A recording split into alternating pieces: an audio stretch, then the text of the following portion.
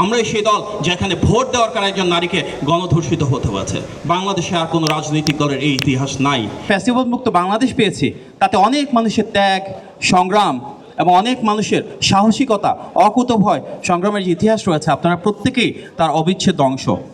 Specially আমি ধন্যবাদ জানাচ্ছি আজকের এই বইয়ের লেখক আমার প্রিয় ছোট ভাই আবিদকে, রাজপথের একজন অগ্রসৈনিক, একই সাথে মেধাবী এবং চৌকস সেই ব্যক্তি যিনি গঠনমূলক আলোচনায় এবং ন্যারেটিভ তৈরিতেও আজকে নিয়োজিত বলে এই বইটা আমরা দেখতে পাচ্ছি। বর্তমান বাংলাদেশে মিস ইনফরমেশন এবং ডিজ ইনফরমেশন ক্যাম্পেইনের সময়ে একদিকে যেমন আমাদের রাজপথের শক্তি প্রদর্শন খুব গুরুত্বপূর্ণ, একই সাথে আমাদের ন্যারেটিভ তৈরি করে যা সত্য, যা সঠিক, যা ন্যায়সঙ্গত সেটাও জাতির সামনে তুলে ধরা অত্যন্ত গুরুত্বপূর্ণ। আমাদের যে গণ অভ্যুত্থান একটি রাজনৈতিক দলের শক্তিমত্তা, সামর্থ্য এবং কৌশল, আর সেই রাজনৈতিক দল হচ্ছে বাংলাদেশের সবচাইতে বড় দল, সবচাইতে জনপ্রিয় দল বিএনপি। আজকে যে এক দফার কথা আমরা বলি, সবার আগে সে এক দফা কিন্তু 16 জুলাই রাতে যিনি আবু সাঈদ এবং ওয়াসিম হয়েছিলেন, তারপরে আমাদের নেতা বিএনপির ভারপ্রাপ্ত চেয়ারম্যান জনাব তারেক রহমানই দিয়েছিলেন। ফ্যাসিবাদ কায়েম হয়েছিল এমন 3টা নির্বাচনের উপর ভিত্তি করে, যেখানে 2014 সালে বিনা ভোটে নির্বাচন হয়, 2018 সালে নিশিরাতে নির্বাচন হয়, 2024 সালে ডামি ভোটে নির্বাচন হয়। সুতরাং এমন একটি সরকার এদেশের রাষ্ট্র ক্ষমতা আঁকড়ে ছিল যাদের ক্ষমতার উৎস জনগণ ছিল না। গণ অভ্যুত্থানের আকাঙ্ক্ষা ছিল এমন একটা বাংলাদেশ যেখানে নির্বাচনের মাধ্যমে একটি গণতান্ত্রিক প্রক্রিয়ায়, অবাধ, সুষ্ঠু এবং গ্রহণযোগ্য প্রক্রিয়ায় জনগণের ক্ষমতায়নের মাধ্যমে রাষ্ট্র ক্ষমতায় এমন একটি সরকার আসবে যারা জনগণের প্রতি জবাবদিহিমূলক এবং স্বচ্ছ, যাদের জনগণের প্রতি দায়বদ্ধতা থাকবে। আজকের বাংলাদেশের সবচাইতে আলোচিত শব্দ সংস্কার, সবচাইতে বড় সংস্কারের নাম নির্বাচন, কারণ গত 16 বছর দেশের মানুষ নির্বাচন থেকে বঞ্চিত হয়েছিল। আমরাই সেই দল যেখানে একজন ভাইকে না পেয়ে ভাইকে গুলি করা হয়েছে, যেখানে সন্তানকে বাবার জানাজা পড়াতে হয়েছে হাত করা পরে। আমরাই সেই দল যেখানে ভোট দেওয়ার কারণে একজন নারীকে গণধর্ষিত হতে হয়েছে। বাংলাদেশে আর কোনো রাজনৈতিক দলের এই ইতিহাস নাই।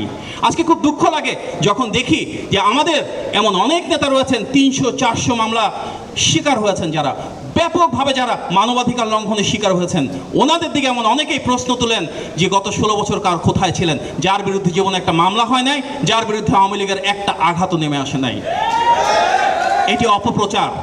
আমরা সেই বাংলাদেশ চাই গণ অভ্যুত্থানের আকাঙ্ক্ষার মাধ্যমে, যেখানে প্রত্যেকটা শহীদের স্বীকৃতি হবে, বিচার হবে। হোক শ্রমিক, হোক একজন রিক্সা চালক, শহীদের মূল্য একজন ছাত্রের জন্য যা, জনতার জন্য তা, ছিন্নমূল মানুষের জন্য তা, প্রান্তিক পর্যায়ে শ্রমিকের জন্য তা। আমরা প্রত্যেকটা শহীদের নির্মোহ তালিকার মাধ্যমে বিচার নিশ্চয়তা চাই। আমরা তাদের বিচার দাবি করি। প্রতিটি শহীদ পরিবারের পাশে রাষ্ট্রীয় সহায়তা প্রত্যাশা করি, যেটি আমাদের নেতা বিএনপির ভারপ্রাপ্ত চেয়ারম্যান জনাব তারেক রহমান ইতিমধ্যে কমিটমেন্ট দিয়েছে। জনগণের ভোটে নির্বাচিত হয়ে বিএনপি অবশ্যই সকল শহীদদের তালিকা প্রদানের মাধ্যমে ওনাদের পাশে এসে দাঁড়াবে। আমাদের এই গণ অভ্যুত্থান পরবর্তী বাংলাদেশের মূল আকাঙ্ক্ষা কি ছিল? একটি গণতান্ত্রিক বাংলাদেশে জনগণের ক্ষমতায়নের মাধ্যমে রাষ্ট্রীয়ভাবে প্রত্যেকটা জায়গায় অন্তর্ভুক্তিমূলক উন্নয়ন নিশ্চিত করা, যেখানে শুধুমাত্র একটি দল করলে ফার্স্ট ক্লাস সিটিজেন আর দলের বাইরে হলে সেকেন্ড ক্লাস সিটিজেন, সেটা যেন না হয়। জনগণ যেন রাষ্ট্রের মালিক হিসেবে আমরা প্রত্যেকের জন্য অধিকার এবং স্বাধীনতা নিশ্চিত করি।